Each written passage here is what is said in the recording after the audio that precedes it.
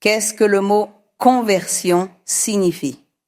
Quelqu'un m'a demandé ce que cela signifiait quand le Seigneur dit à une personne ou quand le prédicateur enseigne qu'il faut se convertir à Dieu. Quand l'Esprit Saint en prophétie dit ainsi, « Il faut se convertir, tu dois te convertir à moi ». Et la personne ne comprenait pas ce que ce mot conversion signifiait. Alors, nous avons donné quelques exemples très simples, des exemples de maternelle, pour ceux qui entrent en maternelle, en petite section. Un exemple simple de comment transformer le lait en fromage, ou en petit lait, comme on l'appelle, il me semble, et le fromage, comment transformer le lait en ces deux éléments. Alors, nous avons dit que c'était, avec un produit chimique, avec quelque chose, peut-être un probiotique, et le lait est alors séparé en liquide et en solide. Alors nous disons, il s'est transformé, il a été converti.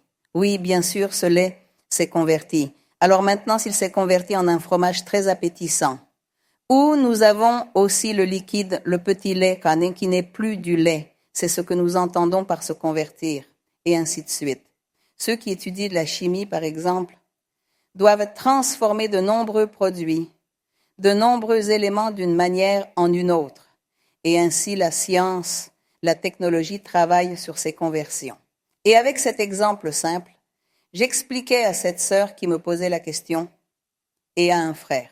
Alors je leur disais, nous, les humains, quand Dieu nous dit de nous convertir ou de nous convertir à Dieu, c'est parce que vous êtes un homme ou une femme qui vit dans le péché. Votre âme est contaminée, votre esprit est contaminé par le péché que vous vivez. Vous vivez sans Dieu. Et quand vous venez à la connaissance du Seigneur, quand Dieu vous parle, quand l'Esprit Saint vient et vous parle, Dieu atteint votre cœur, cette personne ressent parfois le désir de pleurer et se brise.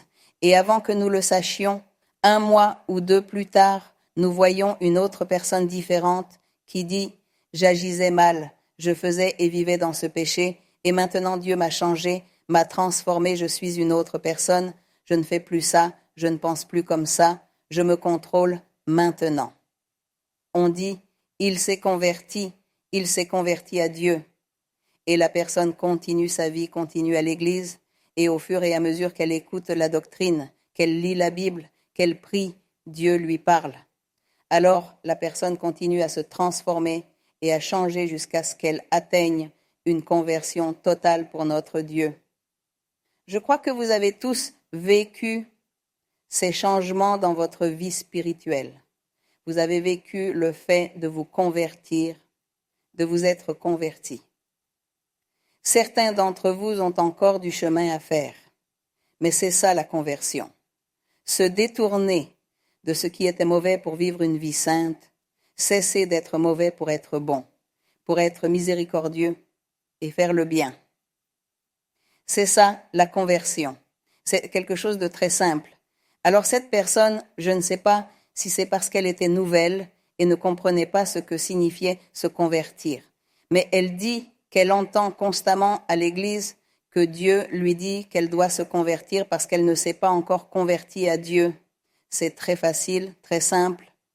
Et nous devons préparer notre cœur pour cela parce que Dieu est puissant, Dieu est vivant et Dieu nous parle aujourd'hui. Dieu parle aujourd'hui. Les gens disent « oui, Dieu parle aujourd'hui à travers la Bible seulement ». Et non, Dieu nous parle. Il nous a toujours parlé à travers la Bible, mais aussi l'Esprit Saint nous parle et Dieu nous parle. N'oublions pas que Dieu parle à l'homme à travers les rêves ou les visions. Bien sûr, nous apprenons de la Bible qu'il y avait dans l'Antiquité des gens qui avaient des rêves fantaisistes ou des visions erronées. Peut-être que le diable les trompait. Ils parlaient un peu des choses de leur cœur. Il y avait des faux prophètes. Et à cette époque du Seigneur Jésus-Christ, l'évangile du Christ, lorsque l'Esprit Saint est parmi nous, probablement aussi l'ennemi, le diable, il mettra aussi ses esprits menteurs et trompeurs pour essayer de tromper ceux qui ne se sont pas convertis à Dieu. Pour ceux qui ne se convertissent pas, il est dangereux que l'esprit malin les trompe.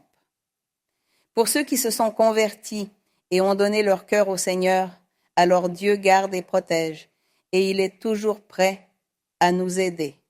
Ainsi, nous apprenons beaucoup de choses de la Bible. Nous apprenons le plan de Dieu, l'œuvre de Dieu, mais nous voyons aussi l'œuvre de l'ennemi qui vient contre nous. C'est pourquoi il est nécessaire d'apprendre la doctrine, pour distinguer le bien du mal, pour connaître le chemin erroné, le chemin droit, et ainsi pouvoir discerner toutes les choses et ne pas nous laisser tromper et continuer sur ce chemin droit que le Seigneur nous trace. Ainsi, l'honneur et la gloire sont pour notre Dieu, et nous remercions le Seigneur pour sa miséricorde et pour sa vigilance à notre égard en tout temps.